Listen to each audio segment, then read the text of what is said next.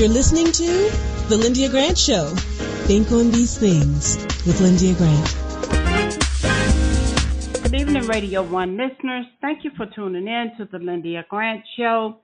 We are here on Radio 1 Spirit 1340 WYCB every Friday throughout the Washington, D.C. area, and you can also hear us anywhere in the world online.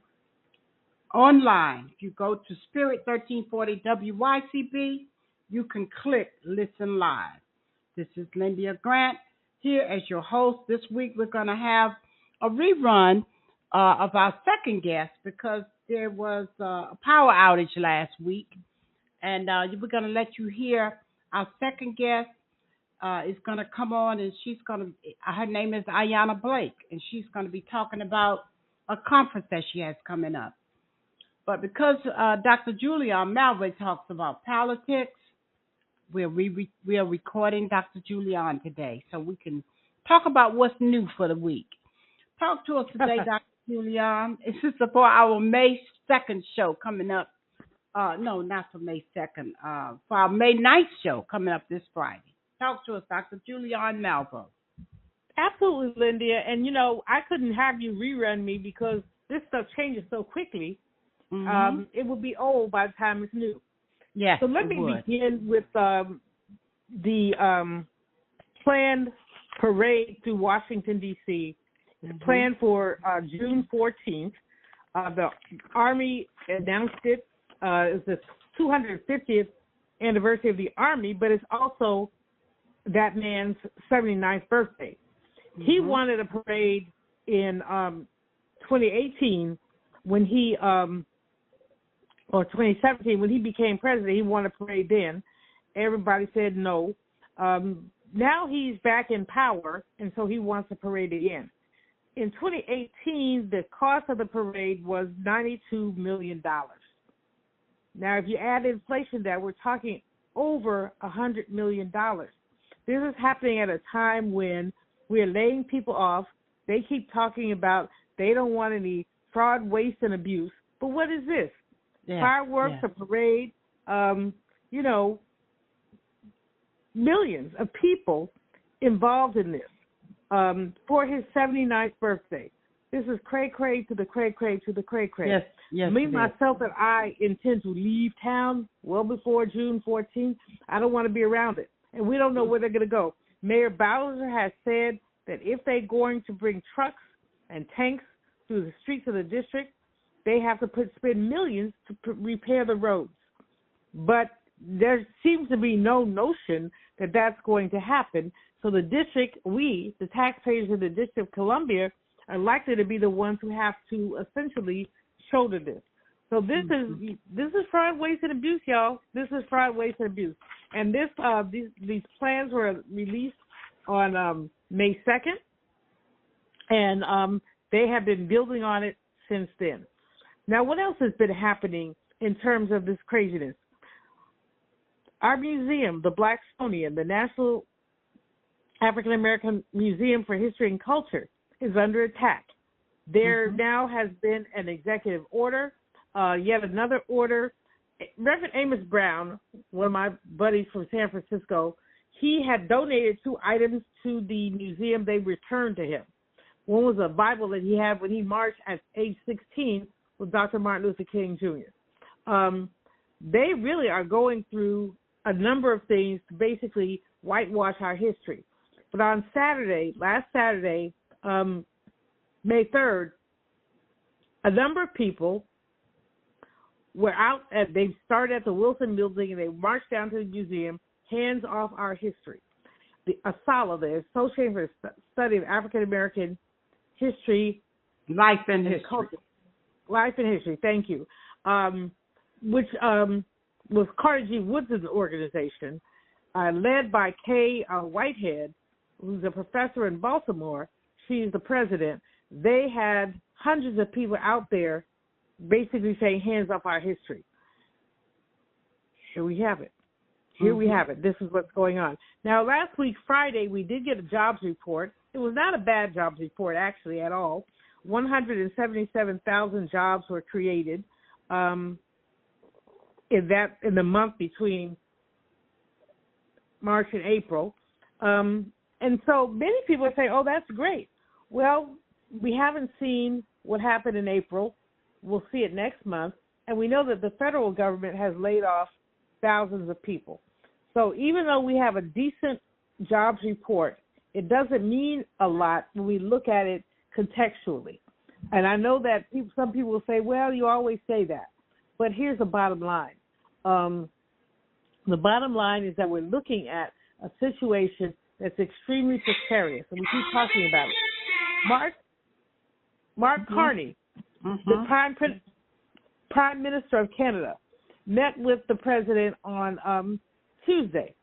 The president has been rattling sabers at Canada crazily. Canada is going to be the 51st state. He's called Mark Carney Governor Carney, like he's the governor of a state of the United States. Ridiculous. But Mr. Carney is time enough for him. First of all, he was a banker before he became prime minister.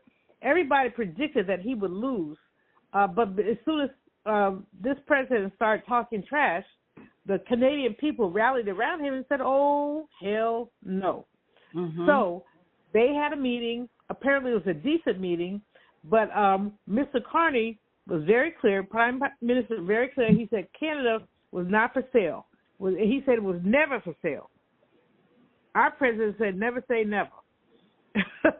Carney said never, never, never. And then he mouthed the words never at the media. So he's not playing. Now, it was not a bad meeting, but they didn't come to any conclusions. The tariff issue is huge for people in Canada, very huge for people in Canada, but there we have it. Now, let me get off of federal policy for a moment to talk a little bit about, I really don't want to, Lyndia, but they spanked me on Roland because I said I didn't give a you-know-what about who did it. But talk about it. But he's on trial. Yes. The jury we're talking on Tuesday. The jury will get binders of possibilities, and then they'll have to exclude some of them. This is a very different jury selection process. They'll come up with about 30 people. I may have the numbers wrong. They keep changing them. They'll come up with a number of people, and then they will start excluding. This is going to be, I actually, the Roland Clue was right on spanking me for that one because I said I don't care. Except for this one I do care about. The way that women are treated, most of them are black women, this whole notion of rape culture where women don't matter. And so Diddy has, whatever his name is, That's it. Anyway, he has all this money, but he has been incarcerated for months. Understandably, they say he's gone completely gray, looks totally different. One of the women that who he actually did abuse, we have it on tape, Miss Cassie, she says she's going to testify against him. So even though there's so many other things going on that are so important, it is important, I think, for us to acknowledge that this big entertainment mogul is falling down because of what he's done and how he's treated women. And that part is important. I'm just sick of the trivia. There's so many things going on, but I'm just kind of sick of some of the trivia. But what can we say? Now, going back to the economy, of course we must. Every month for the past 3 months, we've seen tens of thousands of federal workers cut. We're not sure yet what this is going to mean. It's not showing up in the macro numbers yet, but it is showing up and people are experiencing it. And the biggest issue is, how are people experiencing it? Now, this president has submitted his draft budget. Understand it's just a draft. It doesn't really mean anything. The Congress is the bottom line on the budget. So the Congress has to look through it. So Medicare cuts, Medicaid cuts, all those cuts, Congress will have to deal with. Republicans have people in their districts who depend on these things. So he's going to have to be a little bit hands-off with that. But here's what we know. He has proposed cutting domestic spending by roughly $23 billion. But he's also proposed to increase military spending by about $13 billion. So so DOGE, Department of Government Efficiency, how they want to go into Social Security, they want to go into the Environmental Protection Agency. How come they won't go into the Department of Defense? That's where they can go and make a big difference, because what we're looking at in terms of those, there are inefficiencies with defense that they don't want to look at. So we all need to be calling, writing, yelling, screaming, taking this to the streets to say, if you want efficiency, cut the Department of Defense. Yes. Mm-hmm. All right. Well, thank you, Dr. Julian. That was good. Did you get everything in you wanted this week? I hope you had enough time. I think I did. I wanted to send people to two places to look at. I want them to look at the Federal Policy Watch, which is the Economic Policy Institute, which I'm the vice chair of their board. But they're doing really great work letting us know what happens day to day. EPI.net. EPI.net, just to stay up on top of all this stuff, because we have to stay on top of it. We can't let them get away with this stuff. All right. Well, thank you, Dr. Julian. We'll talk to you again next week. Now we're going to go to our commercial break, and we'll be back in a moment. If it wasn't for my care coach at AmeriHealth, I probably wouldn't be so healthy right now. As a man, we don't get checkups or see a doctor regularly anyways. It's probably just a man thing because none of my partners go either. We know we should, but we just don't, and hope it works out. So what changed for you? AmeriHealth assigned me a care coach, somebody that gives one-on-one help, answer questions, explain things, and help set my appointments. She also helped me understand what having high blood pressure really means and ways to manage it so it doesn't kill me. It ain't nothing to play with. If you're a member of AmeriHealth, ask for a care coach. I'm glad I got mine. At AmeriHealth, if you need a care coach, you can have one. Just call us at 1-877-759-6224 to get connected.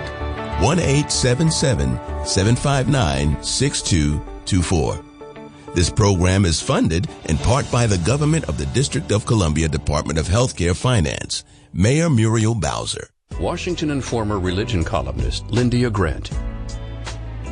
Rosa Parks refused to give up her seat on a segregated Montgomery bus. In lectures on brotherhood, Ms. Parks often said, "People always say that I didn't give up my seat because I was tired." But that wasn't true.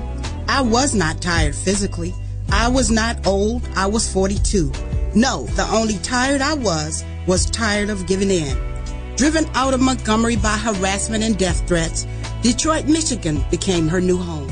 Rosa Parks will always be remembered as the mother of the civil rights movement. Raised in the AME church, she once said, "I remember finding such comfort and peace while reading the Bible."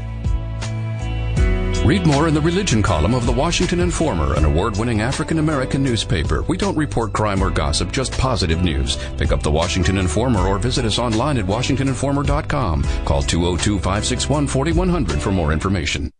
This is Frank Smith with the African American Civil War Museum in Washington, D.C., located at 1925 Vermont Avenue Northwest on the Green Line.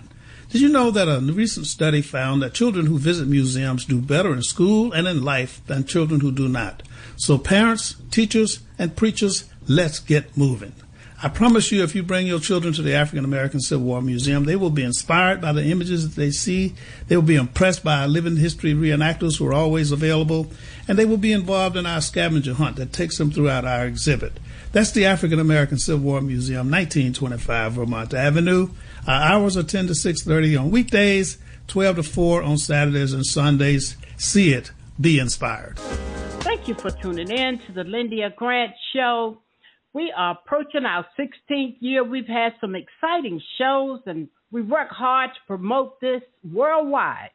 So you're listening to the Lyndia Grant Show here on Spirit 1340 WYCB, a Radio 1 station. This week, we're going to have as our second guest someone I met years ago. Her name is Ayanna Blake. She is a wonderful singer. I mean, she's one of those singers like Patti LaBelle and,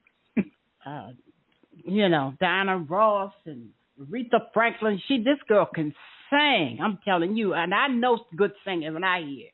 She just didn't choose to go that way, but she sings. She sings.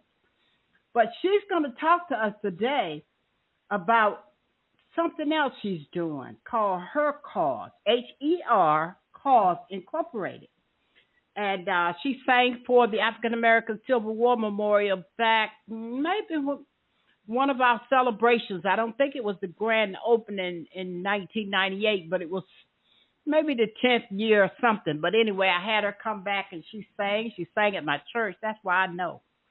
She sang for another event for the Civil War Memorial for a prayer breakfast. So welcome to today's show, Ayanna Blake. We're so glad to have you here. Talk to us today and share with the listeners inspiration behind Her Cause and what you all are doing these days of health and wellness. Well, thank you so much for having me. It's always a joy to be in your company and to be in your space.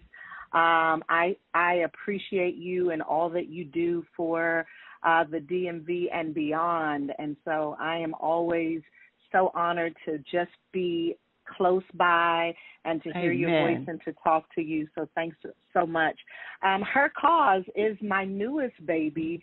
Her Cause, we are a 501c3 nonprofit for community charity. Our mission is to provide Black women and other women of color increased access to mental health resources through the arts and humanities, health, wellness, and advocacy. So, yes, I left the arts. I left the stage in my flourishing career on the stage to pursue something that was near and dear to my heart, and that is our women and mental health. And so, you know, all of the years that I spent on stage, I neglected myself. I neglected my own mental health.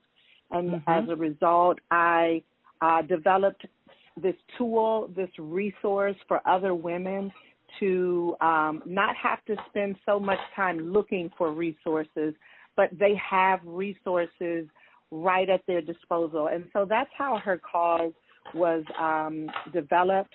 And we are excited to be able to provide resources to BIPOC women.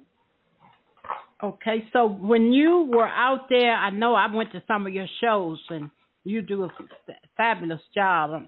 I was looking forward to going to New York to see you on Broadway because you can go now. You can go. Thank you.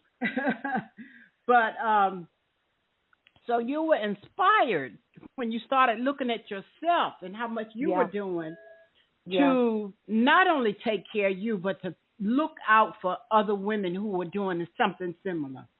Yes, ma'am. Yes, ma'am. And so you got a conference coming up? Yeah. We as Black women, you know, we are the superheroes across the board for everyone, for our households, for those in our workplace. And we leave ourselves to be last. And so, you know, this is something to remind our sisters and our sisters in the Latina community, the Asian community, but focused on Black women, that we have to take care of ourselves. And so, yes, thank you for mentioning, we have a conference coming up, and I'm super excited to share that. Our conference, Wellness in Me, Healing Together, Embracing Stories, Strengthening Minds. And that is going to be on Saturday, May 17, 8 to 4 p.m. And where will it be? Right here in the DMV or out of town? Yes, in town, Agape Embassy, and that is 5775 Barclay Drive, Alexandria, Virginia. Okay. Wonderful. So how's registration going? We want to get people out there.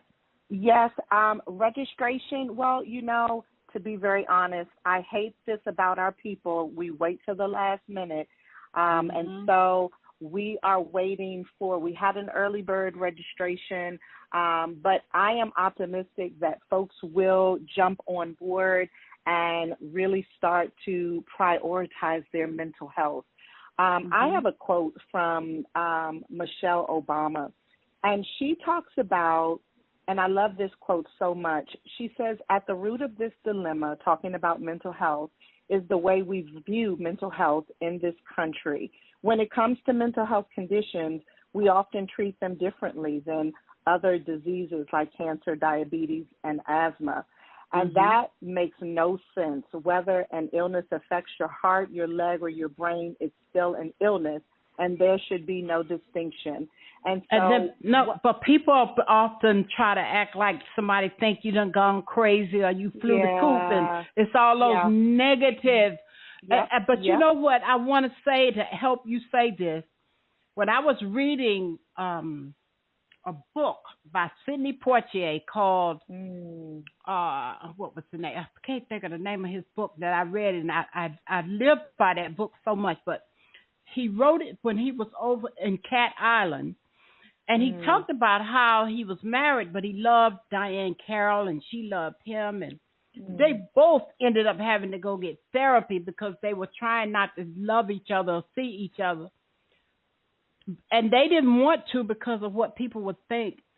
But both of them started to talk about how much better it was for them to go and get treatment. And he talked so much in his book about how important it is for people to find somebody they can talk to, that they can bring out points that can help. So that kind of health is just as important as the cancer and the diabetes and all the rest. Yes, ma'am. Tell them. I'm helping you tell them. Well, here's the thing. You don't have to be, as we say, crazy, bipolar, nuts, or the girl whose elevator doesn't go all the way up to the top floor to check in on yourself mentally. That's right. And, here's the thing. We want to get to self-care and mindfulness and all of those wonderful tools before it's too late. And so this conference is designed to help enhance mental health and overall well-being. And so we have Candace Washington. She is the founder and CEO of Restorative Minds Therapeutic and Wellness Services. She is our keynote speaker. We have Minister Kelly Ware. She's going to be talking about personal wellness. We have Pamela R. Brown. She is the executive director of NAMI PG. She is going to be talking about how to overcome the stigma and seeking mental health support, and also how to help those in our circles that need mental health support. And lastly, we have Dr. Latasha Morgan, and she's from Alfred Street Baptist Church. And she's going to be helping us facilitate that safe space to share personal narratives of resilience and growth, because I believe that once we really deal with the power of the testimony, then that starts to really deal with that stigma that you were talking about. That's exactly right. I noticed in your questions you have some partners that you've been working with. Yes, we have some partners. We have two sponsors, and we have one sponsor, Dashel, the Dashel Group, and we also have another partner, the Intelligent Tax Solutions. And so we are excited that they have partnered with us. There is still time for folks that want to partner with us and help sponsor the event. And we also have vending opportunities for those that are into products of health and wellness to set up a vendor booth to join us as well. Well, we only have a couple of more minutes. Let's talk about why is it important to you personally to champion health and wellness, especially through her cause? Well, I will say this. As a young mother, as a young wife, as a young entertainer, as a young woman in the church, I was everything to everybody, and I lost sight of who I was in the core, and I lost sight of how to heal myself. And so her cause is so important to me because we provide resources to help women with mental wellness. It always starts on the inside. It always starts in our mind. Who do we see ourselves as? How do we see ourselves as better women, as better sisters, as better career-driven women. And so we want to be able to provide resources for women to see themselves in a much better light and to diminish, eradicate the stigma surrounding mental health. You don't have to be crazy to be able to be in a safe space to talk about it. And so we are providing, we have a mobile app to be on the look for. We have a training program to be on the look for, and we have a 5K that's coming up in September 20th. So if folks look for us on www.hercause.org, they can see all of the wonderful things that we have, our events, our resource pages, ways to sponsor, ways to partner, ways to volunteer, because we are a 501c3 organization. Is there a phone number, or just tell them to go to the website? Well, they can go to the website. It tells them everything that they need to know there. If they want to follow us on social media, they can find out. And say that website. Say that website again. Yes, ma'am. www.hercause.org. All right. Thank you so much, Ayanna Blake, for being our guest today. I am so happy we were able to have this talk. And we hope that you will sign up to get a ticket. And when she get a copy of this show, she can send it out and let people listen to it, and hope that some of her partners even might want to use this show to help sell some tickets. Tell them the date again.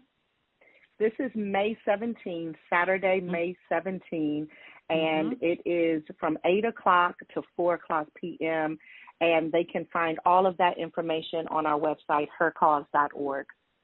All right. So glad to have talked to my friend, Ayanna Blake. Yay. She's an artist, playwright, podcaster, entrepreneur, and philanthropist. So thank you so much for being here today. Thank you. I appreciate All right, that does it for our show this week. Thank you for tuning in to the Lyndia Grant Show. Now we're going to go to our close. Thank you for listening to the Lyndia Grant Show. Think on these things with your host, Lyndia Grant.